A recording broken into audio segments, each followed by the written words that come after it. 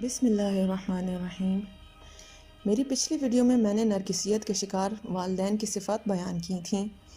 آج کی ویڈیو میں ان سے تعلق نبھانے کے طریقے بیان کروں گی۔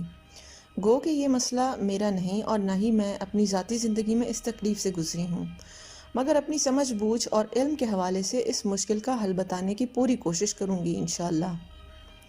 میرے خیال میں یہاں 3 طرح کے امکانات ہیں جن کے مطابق مختلف حل نکل سکتے ہیں۔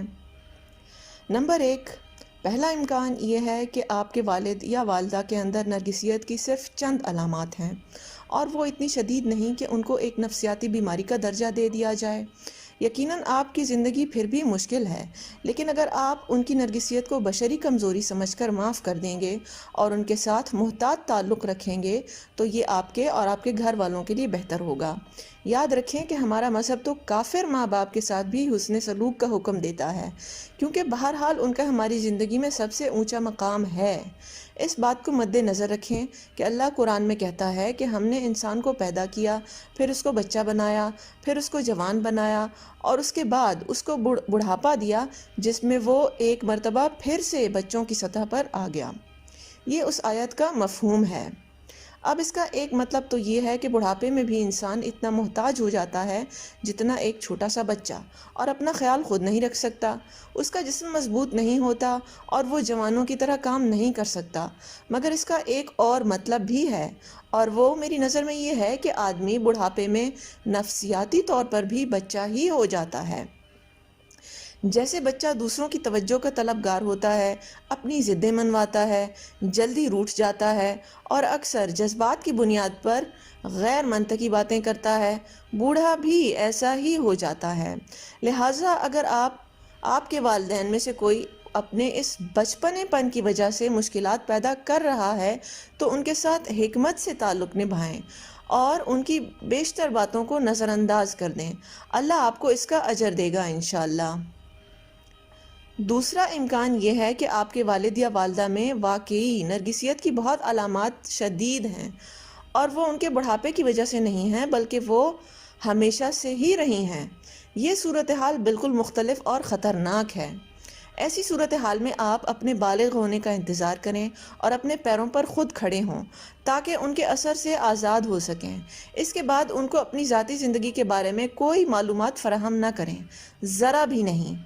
بس رسمی سا تعلق رکھیں، ان کے حقوق ادا کرتے رہیں تاکہ آپ گناہگار نہ ہوں، مگر اپنی حدود کی حفاظت خود کریں، یعنی اپنی ذاتی زندگی میں اپنے اختیارات کو قائم رکھیں اور ان کو یہ باور کروائیں کہ آپ اتنے مضبوط اور سمجھدار ہو چکے ہیں کہ اپنا فائدہ اور نقصان خود سمجھ سکتے ہیں۔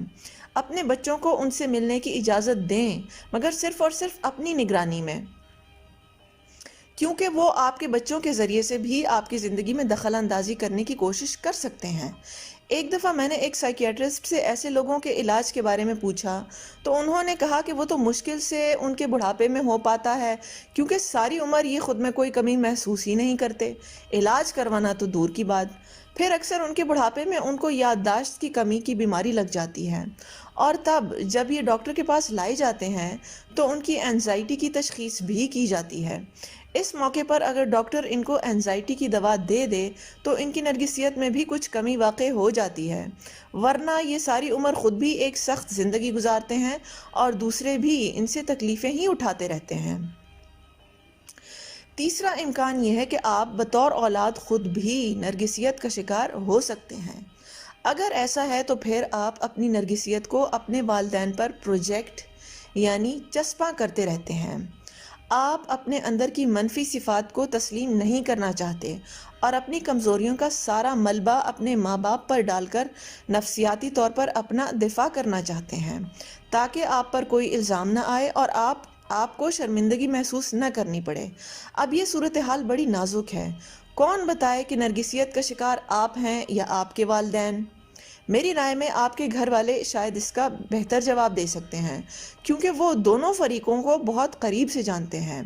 لیکن اس کے اندر بھی ایک مسئلہ ہے، اور وہ یہ کہ اگر آپ کا ایک بھائی یا آپ کی بہن ہے اور وہ گولڈن چائلڈ ہے تو یقیناً وہ تو آپ کے والدین کی طرفداری کرے گا اور آپ کو ہی برا بھلا کہے گا۔ تو پھر اس کا جواب کہاں سے تلاش کیا جائے؟ میری رائے میں اس کے لیے اللہ سے رجوع کر لیا جائے۔ آپ عاجزی سے اللہ کے سامنے حاجت کے نفل پڑھیں اور اللہ سے سوال کریں کہ یا اللہ، اگر میں حق پر نہیں ہوں تو مجھے ہدایت دے دے اور میرا دل بدل دے، اور اگر میرے والدین نہیں ہیں تو ان کو ہدایت دے دے اور ان کا دل بدل دے۔ یقیناً اللہ کی ذات بہت بڑی ہے اور وہ ہماری امیدوں پر بھی پورا اترتی ہے۔ امید ہے کہ اس ویڈیو سے آپ کے لیے آسانیاں پیدا ہوئی ہوں گی۔ آپ کی توجہ کا شکریہ۔